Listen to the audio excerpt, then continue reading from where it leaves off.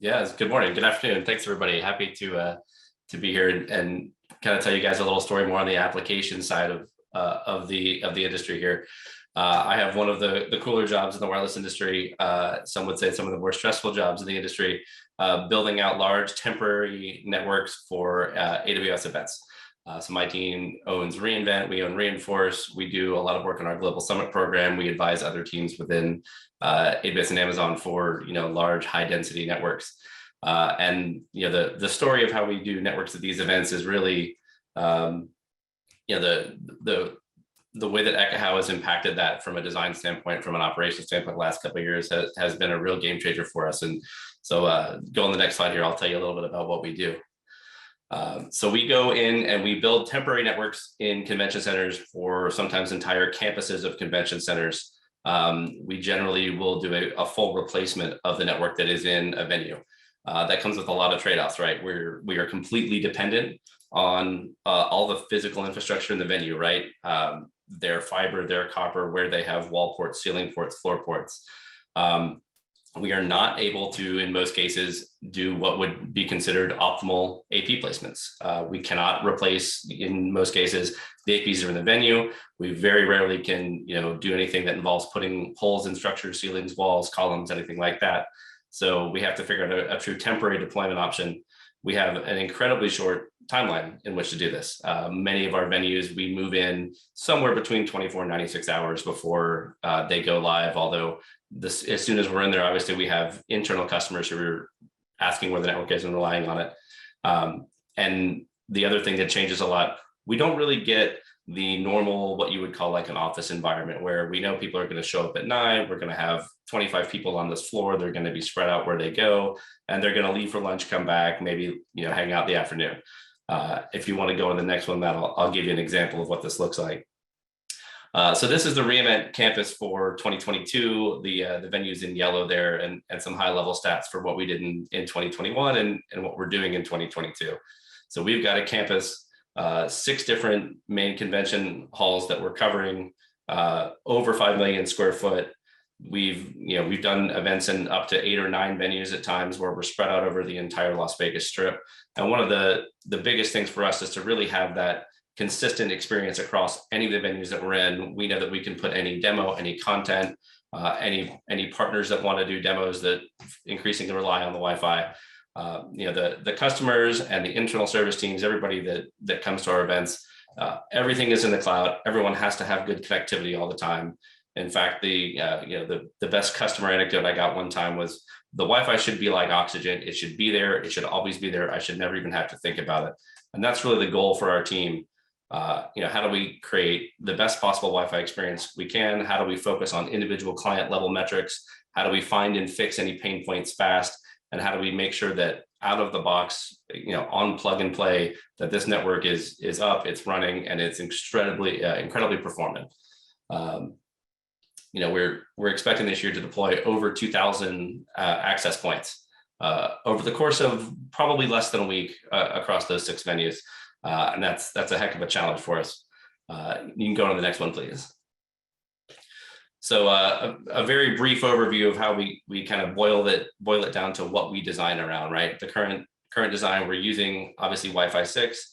The goal here, if you look at the very simplified version of the chart on the right, is we want to keep every client on the network in that green area. We don't want any clients having poor signal strength. We don't want any clients having poor data rates. We want all traffic on the network to be communicating as fast as possible, so that there's never a blocker on the wireless side. I believe as Cisco Matt pointed out, we want all the blockers to be on the back end on the WAN side of the network. So yeah, we're trying to get 150 megabit plus physical rate to all devices. And we really drive our design around trying to hit that, that minimum MCS target and that physical rate target. And then we use that to inform all the client counts, right? So generally speaking, we aim for a steady state usage or ratio of about 66, 75 clients per access point. We will push that down to, 33 in some of the high density spaces, multiple devices, hands-on. We'll actually push it down even further than that if we need to for VR demos, other things that are incredibly latency sensitive, right?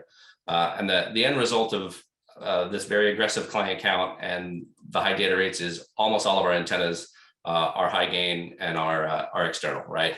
So we're absolutely trying to maximize the usefulness of the spectrum and of the energy and the RF that we're putting out.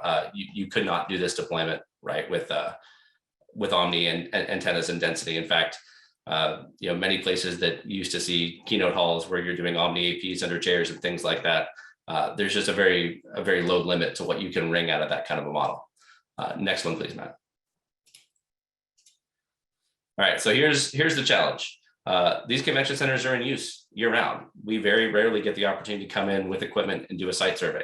Once we build the network, it is going. It is in action 24/7. There are customers on the network. There are devices on the network.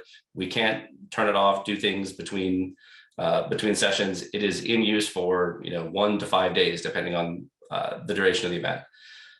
Many times that the physical environment in which we deploy the network is in flux, right? Sometimes rooms will change configuration, or walls will open up, or we will have metal objects that are built one day or taken out. We'll have interferers, we'll have client densities in rooms that change overnight. So how do we react in real time? How do we anticipate those changes? How do we build a network that's flexible enough to accommodate everything that happens there? And in Boulder, that's the really big challenge. We have time to deploy a network this size. There's very little time to deploy a network this size that we can go out and we can survey every access point, we can walk every room, we can use the handheld tools to validate. We can do that in targeted areas, but there's no chance to everybody walk and check this network out before it's on. And literally every single person who comes to the event, whether that's internal staff, whether that's folks from outside the organization, whether that's customers, it's our internal teams, live stream, mobile app, other things like that. All of those people are waiting on you the second they walk in the door. All right, so what is the answer for us, right? So here's where we turn to AI Pro and we actually build the entire network, every access point, every floor plan. We actually take the time, and we've been working on this already for months for this year. We put every access point in the room, we draw the walls, we figure out where the customers are going to go, where the clients are going to go. We try on all the various ways that we can use different external antenna types. We can use them at different angles. We can use them at different power levels, right? Everything about this is, what is the best scenario? What is the best deployment that we can come up with for serving that space? And how do we make sure that if we have a dense room or we have a bunch of clients, that we're not putting so much of the spectrum in there that we're actually interfering with the room next door? That's always going to be the issue and the design constraint in this environment is the co-channel interference. What we do a lot of work to predefine even our radio and our power settings, right? RMM has gotten great. The algorithms have gotten much better in the last few years since I started doing this, over 10 years ago now, where automatic was a 4-letter word. You can trust the algorithms to do great work on channels now, but it's important to still give them constraints ahead of time. You want to make sure that that network comes online, that AP comes online, that you're not waiting for a couple hours or an overnight cycle for RMM. You're not waiting, that you have out of the box at least a pretty good idea of constraining your minimum and maximum power, what channel widths, what channels you're going to be using. So we do all of that work. We test all of this ahead of time in AI Pro, which has really been fantastic for us. It's also great when we start looking at future things, Wi-Fi 6, everything else, to be able to just replacement in Ekahau, drop in the AP, change the channel, look at the new spectrum, start getting an idea of what the coverage is going to look like, where it's going to be different, how are walls affecting things slightly differently in 6 gigahertz than 5 gigahertz. And really the best part about this, I told Matt this story and he said I had to include it. Before we had tools like this, when, earlier in my career, when we were first looking at how do we do indoor high density, how do we do these very high gain antennas, how do we understand the performance at different power levels, at different antenna angles, at different heights, we didn't have the tools to do this. So we got out and we put an AP on top of a ladder and we changed the angles and we changed the power levels and we walked around with a spectrum analyzer and drew chalk lines on the ground. And really that was sort of the first understanding. And it took a couple of days to do even a basic deployment model that we can do literally in minutes now with Ekahau. So it's been great. It's been great for us and great for the miles on my shoes. Next one, please, Matt. So I talked a little bit about what our designs actually look like. On the left here is an example from the kind of the public spaces and the breakouts, and you can see that we have antennas and APs down the hallways. Everything that you're looking at, the APs that are the white circles on this map, all of these are deployed on poles about 10, 12 feet in height. They've got internal antennas that are angled down toward the ground, right? That way, so we're maintaining pretty wide coverage areas as people move between rooms and move outside and walk up and down hallways. And it's a very similar idea once you get into the rooms, right? We're mostly deploying external antennas around the perimeter of the rooms, making sure that those antennas can reach out and cover clients even in the middle, that we're providing kind of that consistent experience, that we're load balancing well. If you look in the kind of the center left of the map here, where you see the access points in purple, this is a room that's big enough where our, putting everything on stands around the perimeter of the room, you run into some issues with getting coverage all the way out in the middle. So what we've done here is actually, we've put 4 access points on the same mounting point in the ceiling. Again, directional antennas, but we put them directly overhead the client and turn the power down even more aggressively and try to maintain just that coverage area right around the dense areas where the seats are going. And then if you look on the right, this is more of an example of an expo hall or a very indoor high ceiling, very dense area. And we'll get to another one of those in a minute, but how do you maintain consistent coverage? How do you keep the cells small? How do you keep all the client data rates high? You use extremely aggressive antennas, extremely high gain. You're looking at 30 feet in height. So how do you make sure that you're constraining that signal to the smallest possible area? You have to figure out what your reuse distance is on that channel before you can deploy it again. How dense can we pack these antennas until we hit the break point where the APs are hearing each other, or clients on the same AP are hearing each other on different channels, right? So when we have more channels, looking at U6 we will be able to actually drive this model pretty aggressively higher. So higher radio counts, higher throughput, probably lower power, which will help as well. So we're really encouraged about 6 gig adoptions. Can't wait to see what that looks like. That's one of the new things for this year for us. And Matt, if you want to jump to the next one. Yeah, and last but not least, this was the keynote for last year. Was one of the most challenging spaces for us, because not only do you have incredible density, 10,000 customers, 10,000 chairs sitting in this keynote room, but very constrained in terms of where the APs can go. Effectively, in this case, we're building out on the theatrical truss that we put in place for lighting and audio-visual, everything else like that. So not only do we have to worry about covering the seating area, but we also have to worry about covering the entrance and exits to the rooms. That's what you'll see kind of in the top left and the top right.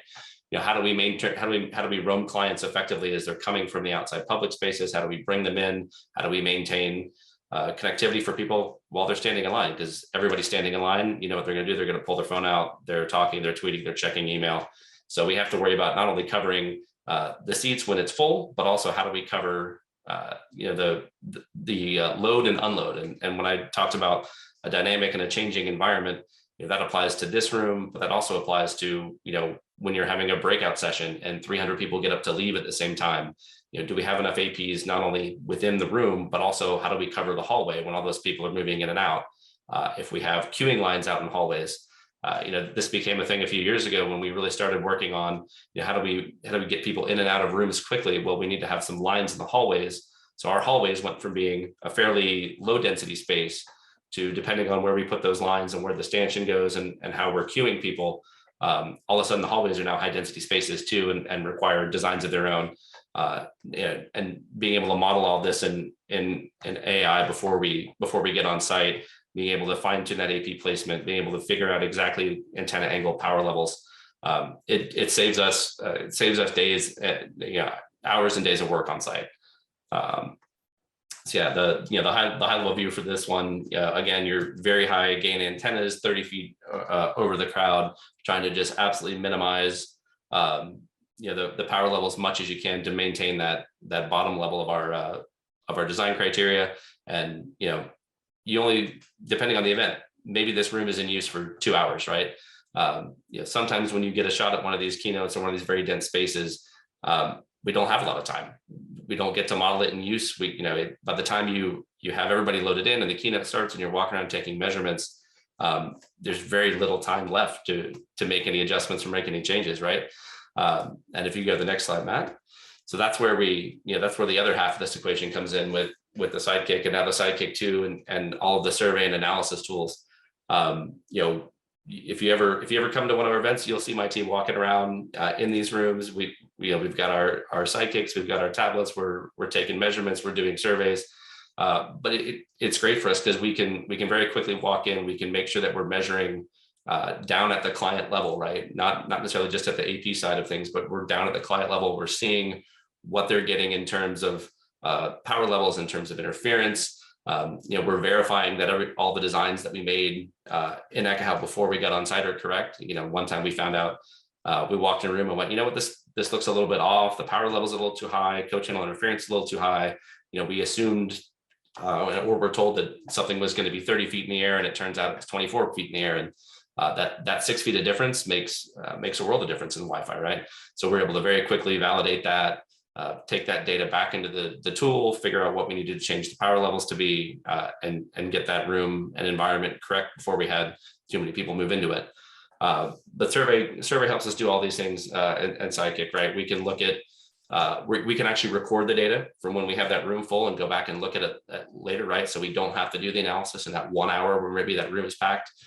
We can go find a customer pain point. Maybe there's an area that we didn't know that we're going to have a huge crush of people. Maybe there's somebody signing autographs. Maybe there's a demo going on. All of a sudden, we get the message that we get an alert. Client counts are off the chart on some AP. What happened? We can go down there. We can see and record in real time.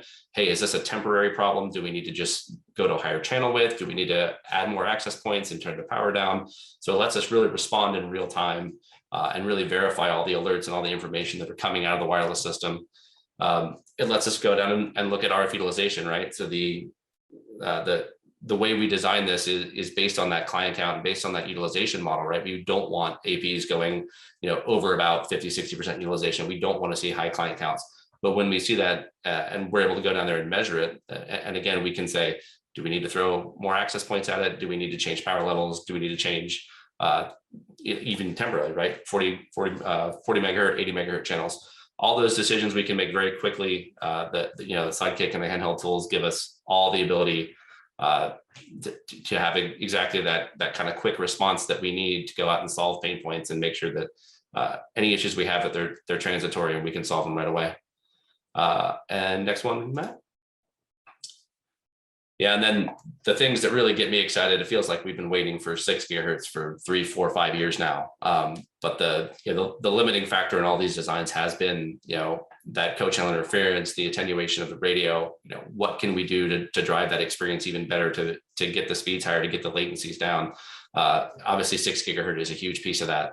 So we're doing a lot of work now with modeling and testing 6 gigahertz and trying to understand, what are the channel widths we should be using, right? 80 megahertz looks like the standard. We would love in a lot of our spaces to make it 40 megahertz. I think we could actually get a lot more usability of that. We don't have too many clients that need the really high throughput, but what we need is more radios, more density, the ability to turn the powers maybe up a little bit. So we're experimenting with what that looks like.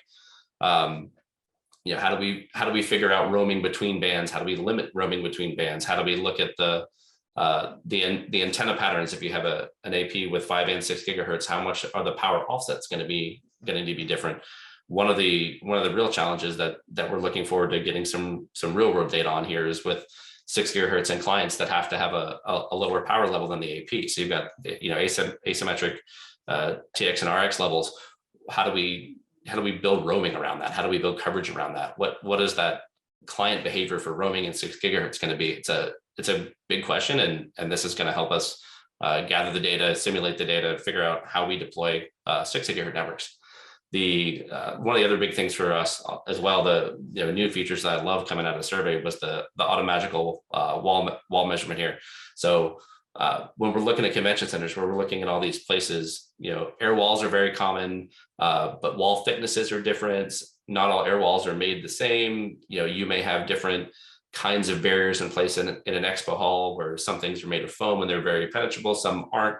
So, a side effect at this point of us walking around and gathering performance data is that we're also really dialing in what the attenuation characteristics of the walls and the spaces are, and we can save that data. And when we go to make the design for next year, we already have a much more accurate picture of what those walls are, and in many cases will let us even minimize the co-channel interference more, make the performance even better.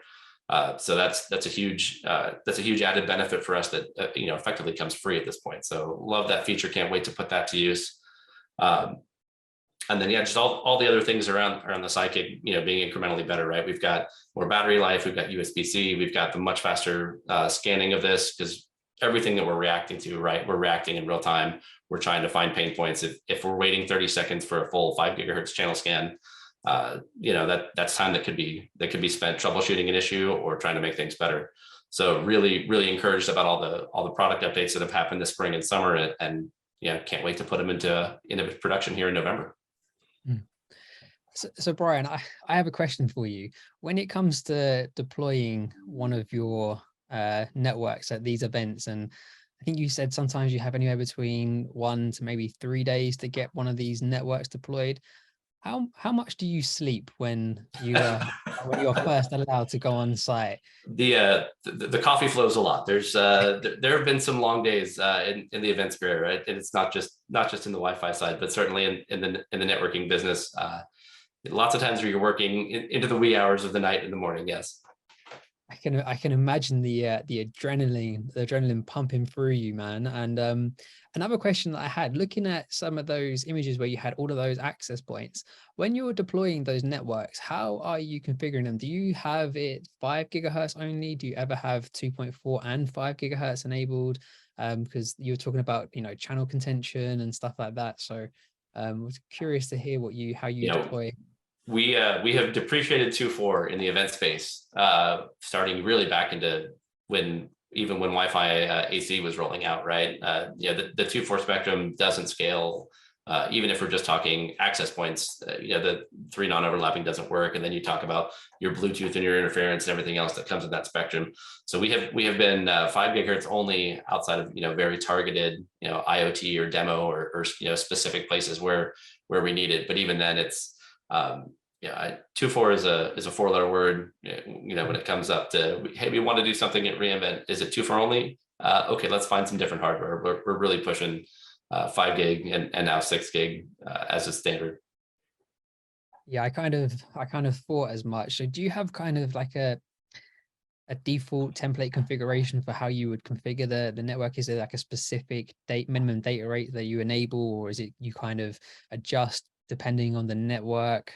How do you approach it? Yeah, I mean, everything is targeted around high density, right? So we do a lot of work to disable low data rates. We do a lot of work to make sure that we're staying within that target, and we're not doing anything at the low data rates. And we actually want to alert on those. We want to find anybody that is connecting at those low data rates, or if we have clients that are under the signal strength threshold. We're very aggressive in finding that and figuring out if to the point of, hey, roaming between this corner isn't great. Do we need to turn a radio up? Do we need to change the angle? We do everything we can to make sure that nobody goes under definitely a 3-digit data rate these days. Yeah, I can imagine. And there was something else. I can see quite a lot of people are being jealous of you killing 2.4 completely. It's not as easy for many businesses out there. So I guess it makes your life a lot easier to work with just 5 and soon 5 and 6 gigahertz. Yeah, not just jealous of you killing off 2.4. Your job sounds super cool, Brian. I would love to see it in action when you deploy one of these events and networks in such short period of time and such hard requirements. It must be very challenging but extremely exciting. Yeah, well, plug for reInvent this November. You and 50,000 of your closest friends could come join us in Vegas. Be welcome to have you. Oh, that sounds like a great time. But we just want to say thank you so much, Brian. That was an amazing presentation. To see that kind of insight into deploying a network at an event and the different kind of pressures and things like that you must be under was super, super cool. And actually, I couldn't help but smile when you was talking about something that you look out for is are these access points oversubscribed with too many client devices and things like that? And you're talking about how you run around with your Sidekick and your tablet with like the analyzer application. So I'm going to recommend that you stay tuned for the next presentation, because we might have an update that would be very exciting and interesting specifically for you there, Brian. I can't wait to hear it. Well, on that note, we are ready for Ari to pop on, and we can say goodbye to Brian for now. But Thanks, everybody. yeah, thank you so much. That was an amazing presentation, Brian.